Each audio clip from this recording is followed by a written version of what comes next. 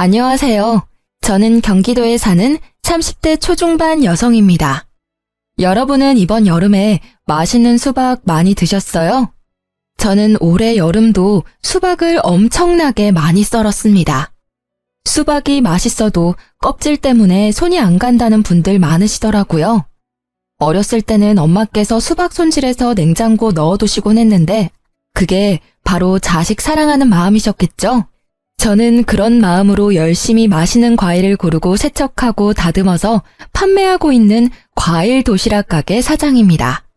제 밑에 1살 차이 나는 여동생과 함께 가게를 운영하고 있습니다. 과일 도시락 한다고 하면 그게 돈이 되냐며 여쭤보는 분들 많으세요. 요즘은 1인 가구도 많고 간편한 걸 추구하는 시대다 보니 꽤 장사가 잘 되고 있습니다. 대학생부터 바쁜 직장인분들까지 다양한 연령대에서 많이 주문해주고 계세요. 그에 보답하기 위해 동생과 저는 휴가를 떠나도 무조건 맛있는 과일, 당도 높은 과일 찾으러 다닙니다. 그렇게 저희 자매가 적은 돈으로 창업한 게 대박나서 가게 때문에 진 빚은 따로 없어요. 코로나 때도 주문건이 오히려 급증했고 병원이나 자가격리하는 분들께 많이 배달 갔습니다. 다행히 아직까지 큰 위기는 없어서 지금까지 잘 운영하고 있네요. 이제 끝나지 않을 것 같던 여름이 끝나가고 있어서 저와 여동생은 드디어 수박의 곤래에서 벗어날 수 있게 됐습니다. 평소에 동생이랑 과일 손질하면서 귀로는 열심히 사연 라디오를 듣고는 하는데요. 동생이 제 시댁 사연도 보내보면 어떻겠냐 해서 용기 내서 보내봅니다. 만약 제 사연 읽어주시면 그때도 저는 일하면서 듣고 있을 것 같아요. 저는 제 친구의 소개로 제 남편을 만나게 됐습니다. 남편은 연봉 좋은 IT 회사에 다니는 아주 멀끔한 청년이었습니다. 정확히 말하자면 제 친구 남편의 가장 친한 친구가 바로 제 남편이었어요. 서로 가장 친한 친구를 소개시켜준 거죠. 저는 일하느라 바빠서 연애 안 하고 남편은 허우대 멀쩡하고 얼굴도 괜찮은데 그냥 연애를 못하는 남자였대요. 제 친구 말로는 남편이 20대 끝자락까지 제대로 된 연애를 전혀 해보지 못했다고 합니다. 겉보기에 어디 문제가 있는 것도 아닌데 항상 연애 이야기만 나오면 자존감이 무척 떨어져 보였다 하네요. 친구가 자기 남편 따라 모임할 때면 제 남편만 늘 혼자 참석했대요. 겪어보면 참 좋은 사람 같았는데 항상 혼자 있는 모습을 보며 친구는 제게 그 사람을 꼭 소개시켜주고 싶다고 생각했대요.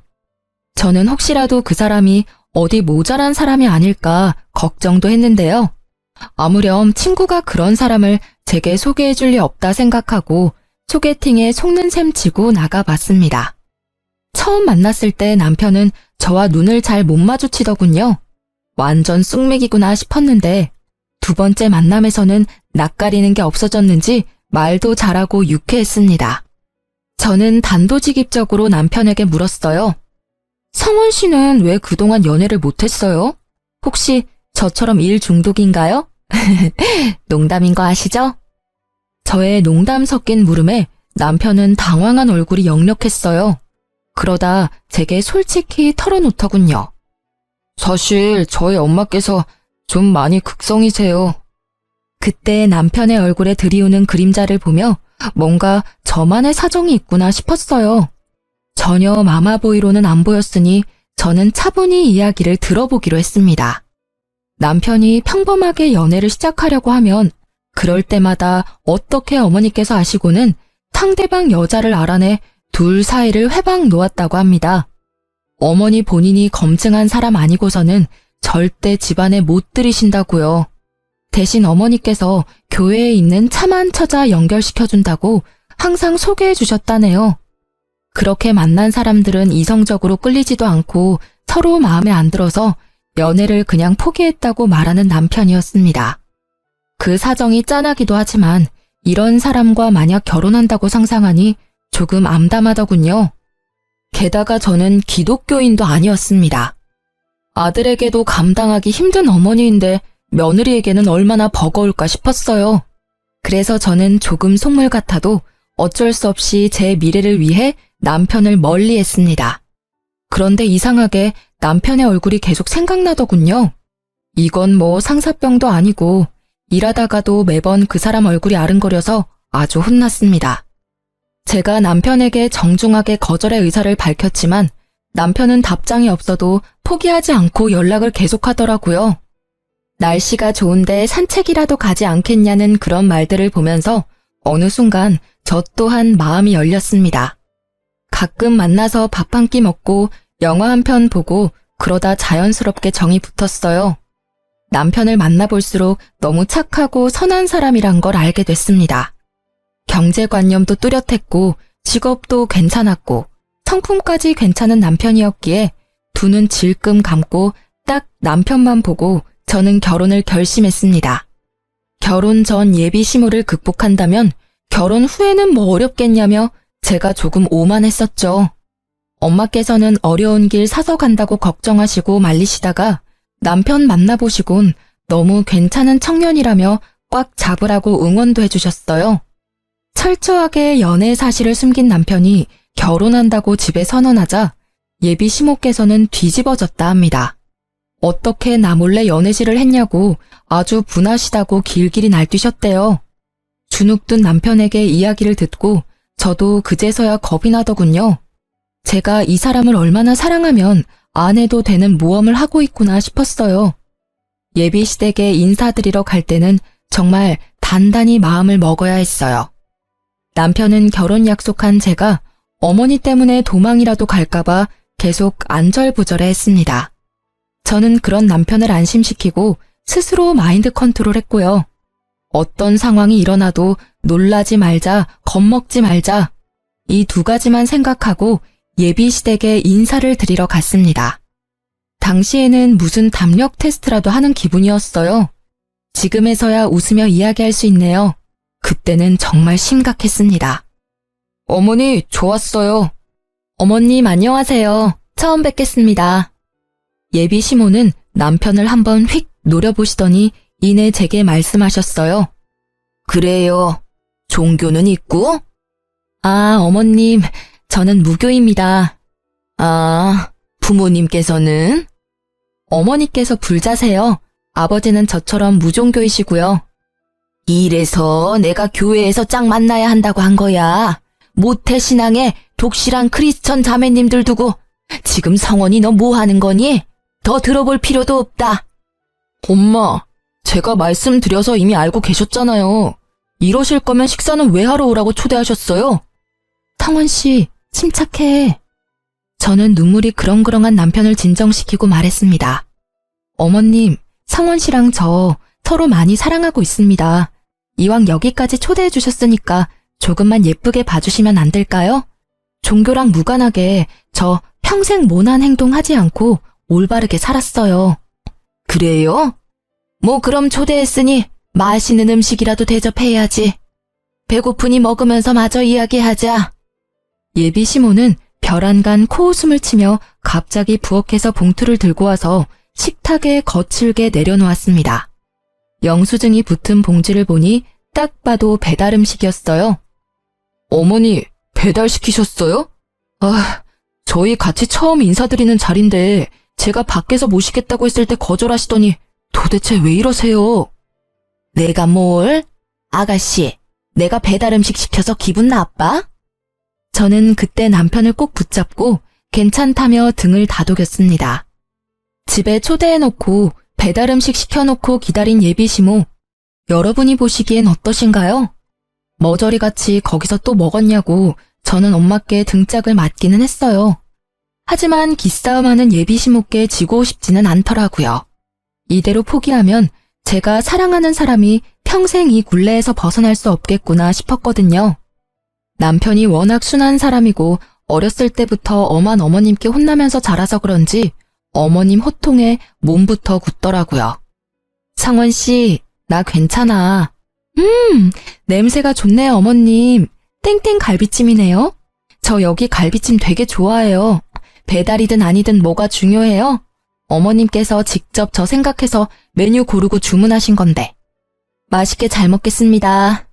저는 속으로 그나마 치킨 아닌 게 어디냐며 갈비찜을 아주 맛있게 먹었습니다. 배달 음식이긴 하지만 그래도 갈비를 시키셨네 하고 머릿속을 긍정적인 생각으로 가득 채우려고 노력했죠. 제가 세상 구김살 없이 굴자 예비 남편과 함께 당황하던 예비 시모였어요. 진심으로 너무 맛있게 먹으니 예비 시모께선 이내 못마땅한 얼굴을 하시고 말씀하더라고요. 되게 얄밉게 먹는다. 복스럽게 먹는 거랑 얄밉게 먹는 건 달라요. 잘 먹는 거 보기 좋은 사람이 있고 아닌 사람이 있어. 아가씨는 그 후자에 해당하네. 체중도 좀 나가 보이는데 적당히 먹어요. 그리고 보니까 고급 입맛은 아니네. 그나마 아무거나 잘 먹어서 다행이야. 내 아들 등골 휘지는 않겠어. 네, 저 어머님이랑 입맛 비슷한가 봐요. 맛있네요. 맛집이라 시켜주신 거 아닌가요? 뭐? 아이고 참나. 내 아들이 괜찮은 교회 처자들을 다 거절해서 이제 마땅히 소개시켜줄 사람 없어 너 허락한 거야. 어디 네가 마음에 들어서 부른 줄 아니? 머리 꽃단 사람처럼 실실 웃지 마라. 보기 좀 그렇다. 선 넘는 예비 시모의 말에 속이 뒤집어져 저도 웃으며 말씀드렸습니다. 네, 저도 다른 건 안 보고 이 사람 하나만 보고 결혼하는 거예요. 뭐? 그게 무슨 뜻이냐? 네? 어머님, 아무 뜻 없어요. 하고 예비 시모의 심기를 은근히 긁어드렸어요. 지지 않는 제 태도에 의외로 예비 시모는 괴롭히는 재미도 없는지 더 이상 안 건드리더라고요. 무사히 식사를 끝내고 남편은 어머니 대신 미안하다고 제게 얼마나 사과했는지 몰라요. 예비 남편 말 들어보니 시모께서는 원래 종교가 없었는데 나이 들어 기독교에 푹 빠지셨다고 해요. 학생 때부터 장남과 차남인 남편까지 억지로 끌고 교회를 가셨다고 합니다. 시숙은 교회에 거리낌이 없었는데 남편은 어릴 때부터 반항을 심하게 해서 어떤 날은 시모가 때려서 교회에 데리고 가기도 하셨대요. 성인이 되어 남편이 독립하고 나서야 시모의 강요에서 벗어났지만 남편이 교회에 안 나오자 두 아들을 차별하시고 막말도 많이 하셨다 합니다. 그 뒤로도 계속 남편을 통제하시려고 연애도 결혼도 회방을 놓으신 거죠. 저는 친모가 맞는지 의심까지 들었는데 인사드릴 때 보니 남편과 시모께서 얼굴이 닮았더라고요. 시모와 첫 만남은 매우 강렬했지만 다행히 그때 이후로는 별일 없었어요. 상견례 때도 많이 걱정했는데 그나마 어른들끼리의 자리에서는 완전히 예를 갖추시더라고요. 그 덕에 저희는 무사히 결혼을 진행하게 됐습니다. 그런데 또 뜬금없이 식장 예약까지 다 잡았는데 시모께서는 결혼식을 교회에서 꼭 해야 한다고 고집을 부리셨습니다. 게다가 친정엄마께서는 불교를 믿으셔서 참 애매한 상황이었죠. 남편은 당연히 예식장 빌려서 결혼한다고 시모께 말씀드렸지만 시모께서는 본인 의견 안 들어준다고 제 앞에서 또 막말을 하셨어요. 성원이 너 정말 결혼 잘못하는 거야. 그리고 소라 너 내가 많이 양보했는데 식장까지 양보해야 되니? 우리 성원이는 교회에서 결혼해야 돼. 어머님, 저희 이미 업체 통해서 식장 다 예약했어요. 식장, 드레스, 메이크업 다 묶여져 있어서 어쩔 수가 없어요. 원하시는 대로 못 해드려서 죄송합니다. 게다가 교회에서 하면 하객분들 식사 문제도 번거로워지거든요. 출장 뷔페 불러야지. 출장 뷔페보다 하객분들은 호텔 식사가 더 마음에 드실 거예요. 귀한 걸음 해주신 분들께 퀄리티 좋은 음식 대접해드려야죠. 하여튼 한마디를 안 줘 한마디를. 억지 부리며 저를 타박하는 시모를 보고 남편도 나서더군요. 엄마, 제발 좀 억지 그만 부리세요. 나 기독교인도 아니잖아요. 제가 왜 교회에서 꼭 결혼해야 해요? 어렸을 때는 엄마가 끌고 가셔서 어쩔 수 없이 교회 다녔지만 지금은 아니라고요. 그러니까 당연히 교회에서 할 필요는 없죠. 왜 이 사람 탓을 해요? 우리 둘 다 무교니까 식장 빌려서 결혼하는 게 당연한 거잖아요. 게다가 예약 다 끝났고 남은 잔금만 치르면 끝인데 왜 이제 와서 이러시는 건데요? 저희 둘 다 양가에 아무런 도움 안 받고 저희 돈으로 하는 거니까 제발 저희 존중 좀 해주세요. 어머머 잘났다 그래. 내가 너 결혼하는데 돈 안 보태줬으니 잠자코 있다가 결혼식에만 참석하라는 말이지? 소라 제가 그렇게 말하라 시켰니? 웃겨 정말. 어디 부모 공경할 줄도 모르고. 아니요, 제 의견이에요, 엄마. 소라 씨 탓 좀 그만하세요. 교회에서 결혼해야 더 이득이라고. 결혼식을 교회에서 하면 어쩔 수 없이 신도들 참석해서 축의금 배로 들어올 텐데. 어머님, 그럼 혹시 저희 친정어머니께서 저희한테 절에서 결혼식 하라고 말하면 어떠실 것 같아요? 엄마께서 무작정 절에서 하자고 하셨어도 저는 똑같이 거절했을 거예요. 어머님 교회 신도분들도 다 모시고 절에 오실 수 있으세요? 무논리에 무논리로 반박하는 제 말에 시모께서는 말문이 막혀버리시더군요. 뭐? 아니 절에서 결혼하는 사람이 어딨어? 아유, 말을 말자. 소라 너 참 맹랑하다. 결혼식 올리기도 전에 내 아들 어떻게 저렇게 구워 삶았니? 저는 빨리 결혼식만 잘 끝내자 생각뿐이었어요. 어차피 시모랑 집이 멀어서 자주 볼 일 없었으니까요.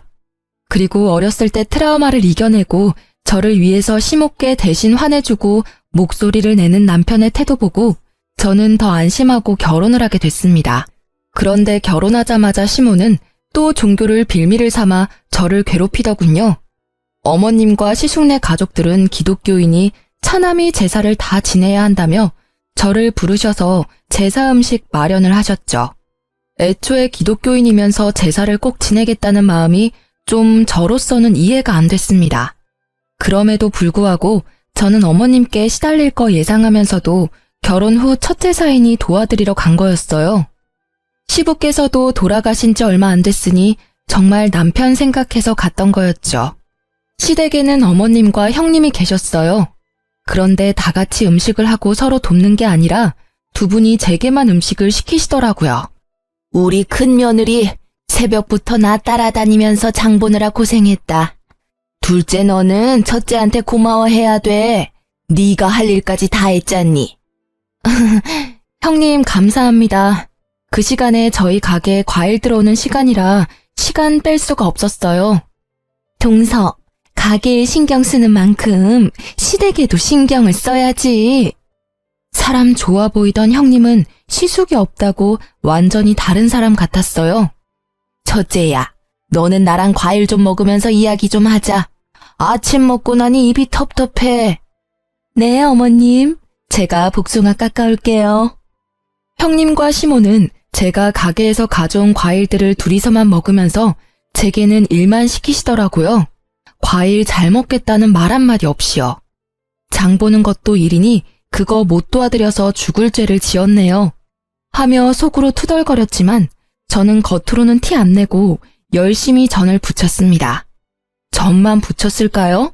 이거 해라 저거 해라 소파에서 명령하는 형님과 시모의 행동에 저는 너무 놀랐어요.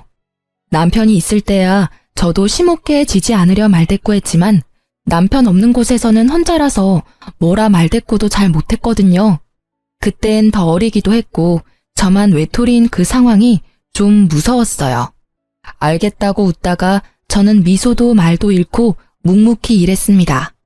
좀 도와달라고 했는데 외면하고 둘이서 저를 따돌리는 모습을 보면서 사진도 틈틈이 찍어 놓으면서 제사 음식을 마련했습니다. 저도 참 독하죠. 애초에 제가 이 정도로 안 독했으면 남편이랑 결혼 생각도 못했을 거예요. 사진이랑 동영상 찍어서 증거를 남겨놔야 다음에는 두 사람이 저를 안 괴롭힐 것 같았거든요. 두 사람은 뭐가 그렇게 마음에 안 드는 건지 제가 열심히 꼭두각시 인형처럼 일하고 있는데도 저를 비난하더라고요. 동서는 과일 깎아서 파는 게 뭐가 돈이 된다고 동생까지 끼고 그런 헛짓거리를 하고 있어? 그게 돈 뭐 얼마나 번다고. 아휴, 그냥 차라리 우리네가 용돈 줄 테니 여기서 어머님 모시면서 살아. 그러니까 말이다. 나는 처음에 뭔 도시락 가게를 한 데서 뭐 그러려니 했는데 과일 도시락이라 해서 얼마나 웃었는지 모른다. 대학까지 나온 애가 한심하게 왜 저러고 있는 건지. 며느리 뭐하냐고 신도들이 물으면 말하기 참 그래. 차라리 너처럼 전업주부면 몰라. 저는 고무장갑을 빼고 두 사람에게 다가갔습니다. 저 가게일 제쳐두고 와서 종일 혼자서 음식 장만했는데 말씀이 심하시네요. 어머, 일하다가 말고 뭐 하는 거야? 화났다 뭐 이거야? 동서 일한 거 어련히 수고비 안 챙겨줄까? 수고비 안 챙겨주셔도 저 충분히 많이 벌어요. 돈이 문제가 아니라요. 사람 불러놓고 이러는 거 아니죠. 아까 중국집 배달 왔을 때도 저 많이 참았어요. 먹어보란 말도 없이 두 분이서 탕수육 드시고 저는 남은 자장면 불어 터진 거 먹으라고 주고 가셨잖아요. 저 이런 취급 당하려고 온 거 아니에요. 좋은 마음으로 도와드리러 왔는데 두 분 아무리 저보다 윗 어른이시라지만 이게 무슨 경우예요? 공경도 할 만해야 공경하죠. 도저히 못 참겠네요. 제 행동에 시모와 형님은 벙쪄 있었고 그때 마침 남편이 도착했어요. 이게 다 무슨 말이야? 저는 남편을 보자 눈물이 앞을 가렸고 시댁 작은 방에서 잠시 남편을 붙잡고 이야기했습니다. 남편이 무슨 일이냐며 달래주고 저는 종일 있었던 일 말하며 찍었던 사진들과 동영상도 보여줬습니다. 나 오늘 충분히 할 만큼 했어. 아니, 나 지금껏 충분히 노력했어. 이제 당신 어머니 진절머리 나. 오늘은 형님까지 합세하셔서 내가 오늘 얼마나 비참했는지 당신은 몰라. 형님이랑 어머님? 자기들끼리 탕수육에 잔치 벌이고 나는 일 다하고 불어터진 자장면 주더라. 내가 아무리 독한 마음 가져볼래도 너무 서럽더라. 나 당신 하나만 보고 결혼했는데 막상 하고 나니 너무 힘들다. 이제 겨우 시작인데 내가 앞으로 버틸 수 있을지 모르겠어. 여보, 이런 취급받게 해서 너무 미안해. 이게 다 내가 못나서 일어난 일이야. 집에 가자. 다신 여기 안 와도 돼.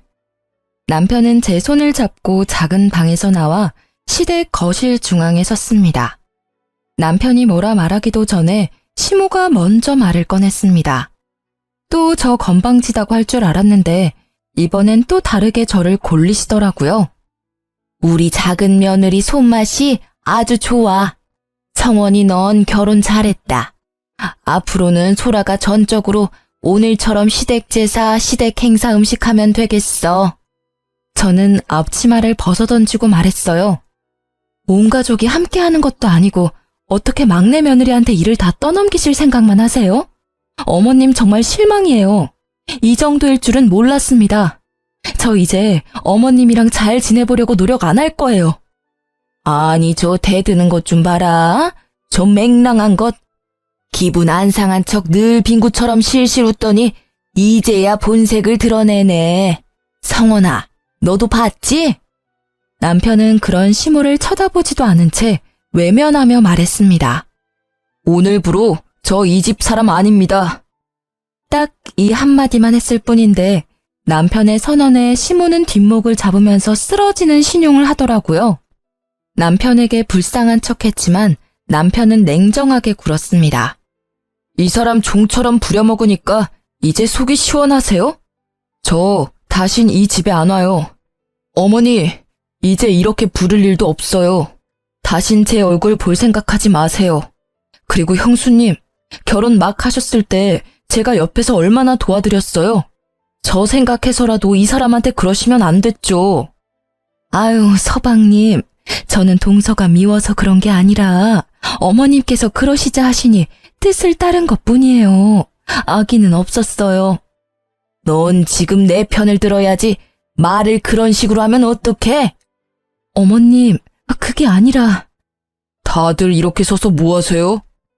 마침 도착한 아주버님은 사태 파악하시느라 정신 없어 보였네요. 형, 나 형도 안 볼 거야. 우리 가족 이제 제발 인연 끊고 살자. 형이 어머니 모시고 잘 살아봐. 난 진짜 더는 못해. 뒤늦게 도착한 시숙에게 인연 끊자는 남편을 보고 시모께서는 어디 장남한테 말을 그따위로 하냐고 되려 화를 내셨어요. 너 어디 네 형한테 그따위로 말해? 감히 우리 장남한테? 어머니, 저 생활비도 이제 안 보낼 테니까 그렇게 하세요. 냉정하게 말하는 남편의 말에 시모는 코웃음을 치셨죠. 남편이 시모께 생활비를 보탠지는 저도 잘 몰랐습니다. 각자의 수입은 각자 관리하고 생활비만 각출해서 썼으니까요. 생활비는 우리 장남이 주고 있는데 넌 무슨 헛소리냐? 임마, 당장 네가 안 도와주면 어떡해. 엄마, 뭘 어떻게 하셨음 순하디 순한 성원이 입에서 저런 말이 나와요? 지난 몇 개월간 성원이가 엄마 생활비 드린 거라고요. 남편과 시숙의 대화는 이상하게 흘러갔습니다. 들어보니 시숙께서는 다니던 회사에서 정리해고를 당하셨고 형님과 시모께 차마 말도 못 꺼낸 채 매일 회사에 출근하는 척 했던 거예요. 그래서 대신 여유로운 남편이 형님네와 시댁 생활비 구멍나지 않게 메꿔줬던 거고요. 금방 마땅한 일자리를 못 구하고 있던 아주버님은 매일 정장을 입고 출근하는 척 하시곤 면접 보러 다니거나 일용직 일을 하셨다 합니다. 상황을 전혀 모르고 있었던 형님과 시모는 주저앉더라고요. 아주버님은 어머님께 쓴소리를 하다가 이내 형님에게 왜 섣불리 행동했냐며 큰 소리를 내고 말았습니다. 당신은 엄마가 아무리 그러시자 해도 당신까지 그러면 안 되지. 당신도 결혼할 때도 똑같이 겪었으면서 그때 내 동생이 얼마나 당신 편 들어줬어. 은혜를 갚지는 못해도 이렇게 뒤통수 치면 안 되지. 형님은 바로 깨갱하며 잘못했다고 용서를 구했죠. 미안해, 동서. 내가 생각이 짧았어. 형님이 미안하다고 하셨지만 저는 열이 받을 대로 받아서 사과 받기 싫다고 외면했습니다. 그러자 아주버님도 함께 사과하더군요. 재수씨, 제가 정말 면목이 없네요. 죄송해요. 시부께서 돌아가시고 시숙이 시댁의 실질적인 가장이기에 시모께서는 장남 눈치를 엄청 봤었는데요. 알고 보니 남편이 도와주고 있었으니 시모도 금방 꼬리를 내리셨죠. 아니 뭐 결혼 후에 신고식 한 거 가지고 그러니. 남자들은 빠져라. 여자들 일이니. 소라야, 내가 미안하다. 서운하게 느꼈으면 말이다. 나는 평소대로 했는데 네가 너무 오늘따라 많이 감정적인 것 같구나. 그러자 아주버님이 답답하다는 듯 시모에게 따졌습니다. 엄마, 사과를 하시려면 좀 진정성 있게 똑바로 사과하세요. 인정 못 하시는 거예요? 제발 연세 좀 생각하세요. 철 좀 드시라고요, 제발. 안 되겠어요. 저 이번 주부터 교회 안 나갑니다. 이제 엄마께서 부탁하시는 일 저도 안 해요. 에이그, 뭔 소리야 그건. 너 지금 교회 얘기가 왜 나와? 멀쩡히 다니던 교회를 왜 안 가? 엄마가 평생 소원이라고 둘째 교회 안 다니니까 저라도 나오라고 제발 부탁한다고 그렇게 말씀하셔서요. 저 아무리 피곤해도 이 사람 데리고 같이 교회 나섰어요. 그런데 엄마는요, 교회랑 교회 사람들 챙기기 이전에 집안에 들인 귀한 식구부터 챙기세요. 어떻게 한 식구 된 사람을 이렇게 구박하세요? 지금 제가 아무리 뭐라고 해도 안 바뀌실 거 알아요. 그러니 제가 그냥 교회를 안 나갈게요. 그럼 좀 바뀌시겠죠. 이러다 저희 형제간도 원수 되겠어요. 저도 어느 정도 예상은 했지만 시모께서는 정말 신앙심이 깊은 것보다는 교회에 매일 자식 자랑을 하러 다니시던 거였어요. 본인께는 자랑거리인 아들들인데 저희 남편 둘째는 교회 질색하고 큰아들인 시숙이라도 어떻게 데리고 가셨는데 이제 못 데려간다니 겁이 나셨나 봐요. 시모는 갑자기 울먹거리곤 잘못했다고 남편에게 용서를 구하기 시작했습니다. 차마 그 모습을 지켜보기도 그렇고 그렇다고 어머님의 진심 없는 사과를 받고 싶지도 않아서 저와 남편은 함께 집으로 돌아갔습니다. 그날 누구의 사과도 받아들이지 않고 시댁을 벗어났죠. 그러니 저와 남편에게 매일같이 미안하다고 3명에게 번갈아 가며 연락이 왔습니다. 남편은 이참에 번호를 바꾸자고까지 말했어요. 저뿐만 아니라 긴 세월 남편 가슴에도 단단히 응어리가 져 있었던 것 같습니다.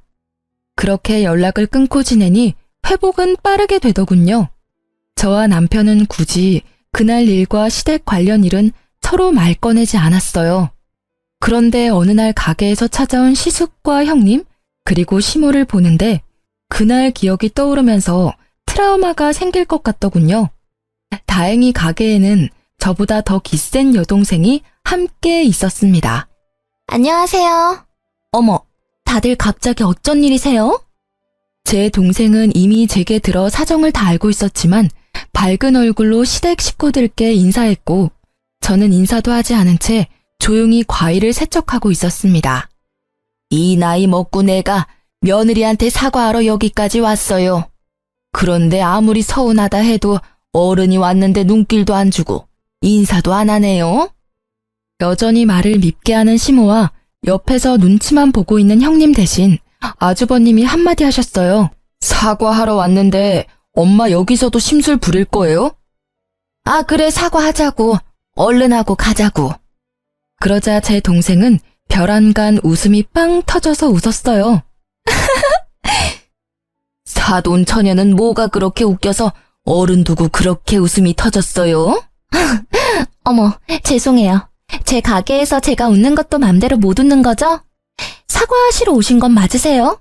그럼 말로만 사과하시면 안 되죠. 언니, 먼저 퇴근해. 응? 언니 종일 부려먹은 거 사과하고 싶으시다잖아. 내가 기회는 드려야지. 언니는 그만 들어가 봐. 자자, 이럴 시간이 없어요. 얼른 앞치마들 하시고요. 제가 매뉴얼 설명 드릴 테니 그렇게만 하시면 문제 없습니다. 위생모 써주시고요. 당황해하는 시댁 식구들께 동생은 위생모와 앞치마를 내밀고 형님과 시숙은 말없이 착용하더라고요. 반면 시모는 눈에 쌍심지를 켜셨죠. 사돈 처녀, 지금 뭐 하자는 거야? 내가 사과한댔지 일하러 왔댔어? 니들은 또 왜 그걸 하고 있어? 얼른 벗어. 어쩌죠? 말로 하시는 사과는 별로 안 받고 싶은데 왜 진심도 없는 사과를 자꾸 하세요? 저희 언니가 받기 싫다잖아요. 근데 그때 저희 언니 무임금으로 부려먹으신 건 갚으셔야죠, 사돈 어르신. 제 동생은 저를 조기 퇴근시키고 기어코 시숙, 형님 그리고 시모께 가게 일을 시켰습니다. 저희가 가게는 조그맣지만 하루에 한 트럭 과일이 배송 오면 다 정리하고 세척하고 다듬는 게 시간이 많이 걸려요. 시모는 아들들이랑 화해는 하고 싶으니 마지못해 일을 하기 시작했죠. 동생은 자기보다 나이 많으신 제 시댁 식구들에게 야무지게 일을 시켰대요. 이거 이렇게 힘들다고 던지시면 과일 흠집 나요. 아유, 입으로 들어가면 다 똑같지. 이제 흠집 날 때마다 그 과일은 개인 사비로 구매하셔야 돼요. 제가 계속 지켜보고 있으니까 과일 던지지 마세요, 절대. 코딱지만한 가게에 웬 과일이 이렇게 많아? 시모는 투덜거리면서도 나름 열심히 가게 일을 도우셨다 합니다. 시숙과 형님은 의외로 실수 없이 묵묵하게 일을 잘하셨대요. 온종일 시달려도 일이 끝나질 않자 시모께서는 도망가려 했다네요. 어디 가세요? 아니, 사돈 처녀, 내가 급하게 일이 생겨서. 하시던 일은 다 마무리하셔야죠. 드실 점심도 이미 시켰는데요. 아이고, 사돈 어르신, 퇴근은 아직 멀었습니다. 얼른 다시 들어가 주세요. 시모는 입을 삐죽거리며 다시 일하러 들어가고 형님과 시숙은 군말 없이 열심히 땀까지 삐질거리며 도우셨다고 합니다. 오후 5시까지 일을 시킨 동생은 오늘은 일당이 없다고 얘기했다고 합니다. 시숙과 형님은 알겠다고 고개를 끄덕이고 어머님께서는 분하다고 망고를 몇 개 챙겨가시더래요. 분하다고요. 그렇게 저 대신 동생이 야무지게 복수해줬네요. 동생이 적당히 시댁 식구들 돌려보낼 줄 알았는데 전에 저 오는 것 보고 마음이 많이 쓰였었나 봐요. 그런데 시숙과 형님께서는 내일도 오면 안 되냐고, 내일은 돈 줄 거냐고 여쭤보셨대요. 일손 부족하면 돕겠다고요. 이쯤 하셨음 언니도 마음 풀렸을 거예요. 잘 말씀드릴게요. 내일은 안 오셔도 돼요. 저도 티는 안 냈지만 불편했거든요. 오늘 아무쪼록 고생 많으셨습니다. 드시고 싶은 과일 몇 개 챙겨가세요. 돈은 못 드리지만요. 여기 장사가 되게 잘 되네요. 아침에 들어온 과일들 거의 다 나갔잖아요. 둘이 일하시기엔 너무 일이 힘들 것 같아요. 저희가 도울게요. 말씀드리기 좀 그렇지만 저희 남편 아직까지 실직 상태라 형편이 좀 어려워요. 도울 수 있는 일 있으면 도우면 안 될까요? 그리고 전에 동서한테 함부로 말해서 진짜 미안했다고 사과 좀 전해줄래요? 시숙은 자존심 때문인지 아무 말도 못 꺼내고 대신 형님께서 가게의 사정이 여러모로 힘들다고 하소연했다고 합니다. 저희 동생은 냉정한 편이라 얄짤없이 다 큰 분들이 알아서 일자리 구하시라고 쫓아냈다고 합니다.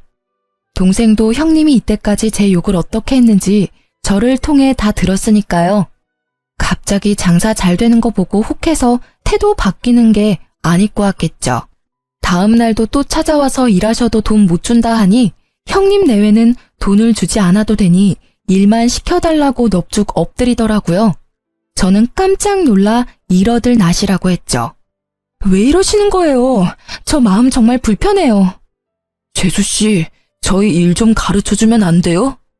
난데없이 가게 일을 배우겠다고 하시는 시숙과 형님의 말에 저는 적잖이 당황했습니다. 자식들은 커가고 이 나이에 새로 취직하는 것도 너무 어렵네요. 재수씨, 이유 좀 낼 생각 없어요? 정말 염치 없지만 좀 도와주세요, 재수씨. 동서, 내가 진짜 잘못했어. 죽을 죄를 졌어. 한 번만 봐주라, 응? 2호점을 낼 생각도 누군가에게 저희 사업 비법을 전수할 생각도 하지 못했는데 아주버님이 저희 가게랑 상권이 너무 메리트 있다는 말을 하시며 애원하는데 제 돈 드는 것도 아니고 속도 없이 또 도와드리게 됐습니다. 사실 제가 도와드렸다 하지만 동생이랑 저는 두 분이 계시니 쉬는 시간이 더 늘어서 한편으로는 좋기도 했습니다. 가게가 좁아서 4명이나 있기엔 비좁았고 2호점을 내기 전까지만 저는 일을 쉬고 제 동생의 진두 지휘 아래 아주버님 내외가 저희 가게에서 함께 일을 시작했습니다. 그렇게 두 분이 2달 가까이 치열하게 배우셨고 저는 그만큼 월급도 든든하게 챙겨드렸습니다. 저는 두 분이 가게에 계신 덕분에 시간이 나서 여행도 다녀왔습니다. 제가 가게에 복귀하고 더 이상 일손은 필요 없다고 말씀드리니 이때까지 정말 고마웠다며 그동안 몸은 힘들어도 일 배우는 게 너무 행복했었다고 하더라고요. 그렇지만 아직도 제가 화난 줄 알고 더 이상 갈 곳이 없어졌다며 앞날을 걱정하더라고요. 아니, 여기에서 두 분 충분히 가르쳐드렸잖아요. 이제 2호점 오픈하셔야죠. 그 동네에 오픈하실 수 있게 도와드린다니까요. 이제 저희 가게는 나오실 필요 없어요. 제 말을 이제야 이해한 두 분은 부둥켜 안고 눈물까지 흘리더군요. 그렇게 제가 2호점 오픈까지 도와드리고 남편은 제게 대인배라 박수 쳐줬어요. 저와 달리 남편은 아직까지 형 내외와 어머님이 밉다고 연락조차 안 했거든요. 남편은 제게 미안해하면서 고마워했습니다. 여보, 내가 진짜 결혼을 잘했다. 나 믿고 결혼해달라고 졸라놓고 내가 막상 한 게 아무것도 없어서 미안해. 시모는 그 모든 과정을 지켜보시곤 크게 깨달은 바가 있었는지 그냥 하는 사과가 아니라 어느 날 가게까지 찾아와 진심으로 제게 미안했다고 사과했습니다. 소라야, 내가 너무 철없었지? 미안하다. 너 보고 내가 많이 놀랐어. 굳이 그럴 필요까지 없는데 나서서 큰아들 내외까지 신경 써주고. 나보다 네가 낫다. 성원이는 아직도 화가 많이 났지? 나도 결혼하고 의지할 곳이 많이 없었어. 근데 교회 다니면서 사람들 만나고 거기서 자식들 자랑하다 보면 내가 너무 특별해지는 기분이 들었어. 너무 행복했지. 그래서 자식들 더 괴롭혔어. 특히 교회 안 간다는 성원이한테는 더 모질게 굴었지. 이제 그렇게는 안 살려고 한다. 시모의 진심을 남편에게 전해봤지만 남편은 어머니 안 보겠다는 말이 아직 유효하다고만 말했어요. 난 아직까지 엄마가 너무 미워서 얼굴 제대로 뵐 자신이 없어. 진심으로 내가 어머니 미워하는 마음이 다 없어져야 마주할 수 있을 것 같아. 엄마도 정말 바뀌셨다면 이런 내 마음 이해하시겠지. 이제 효도는 형한테 다 맡길 거야. 형한테는 엄마가 때리거나 모질게 대한 적 없었겠지만 난 언제나 엄마한테 상처받기만 했어. 이렇게 남편은 냉정하게 밀어내더라고요. 저는 처음부터 남편만 믿고 결혼했으니까 착한 며느리 대신 그냥 남편의 아내로서 남편을 지지하기로 했습니다. 그 뒤로는 저도 시모와 따로 연락을 주고받지는 않았습니다. 어머님께서도 제게 따로 연락하지 않으셨어요. 아주버님에게 전해 들은 바로는 어머님이 기가 많이 죽으셨고 더 이상 억지나 심술을 부리지도 않으신대요. 돈 자랑 아들 자랑 하러 다니던 교회에서는 이제 아들 자랑 대신 신도들과 함께 자원봉사를 하고 지낸다셔서 조금 놀랐습니다. 그리고 어머님은 더 이상 첫째 내외의 경제적 도움을 안 받는다 하시네요. 예전에는 완전히 의지하셨는데 지금은 시간 날 때마다 아르바이트를 하신다고 들었습니다. 이제는 경제적으로 여유가 생기신 아주버님이 도와드릴 수 있다고 말씀드렸지만 어머님께서는 나중에 본인 몸이 아플 때나 좀 도와달라고 하셨대요. 지금은 멀쩡하시니 본인이 해결하시겠다고요. 참 나이 들어서 바뀌는 거 어려운 일인데 그렇게 많이 바뀌셨다는 말에 정말 놀랐어요. 아주버님과 형님께서는 제가 도와드린 가게 2호점이 잘 되고 있어서 매일 행복하게 고군분투하고 계신다 해요. 시댁 식구들 다들 억지로 모여서 얼굴 보고 지내지는 않지만 시간이 지나면 또 어떻게 될지 모르겠습니다. 일단 시간에 맡겨보려고 해요. 언젠가 남편의 마음이 풀어지고 다 같이 예전 일 잊고 함께 식사하는 날이 오겠죠. 각자의 자리에서 최선을 다하는 중이에요. 저도 그때까지는 남편의 뜻을 존중하려 합니다. 지금까지 제 긴 사연 들어주셔서 감사합니다.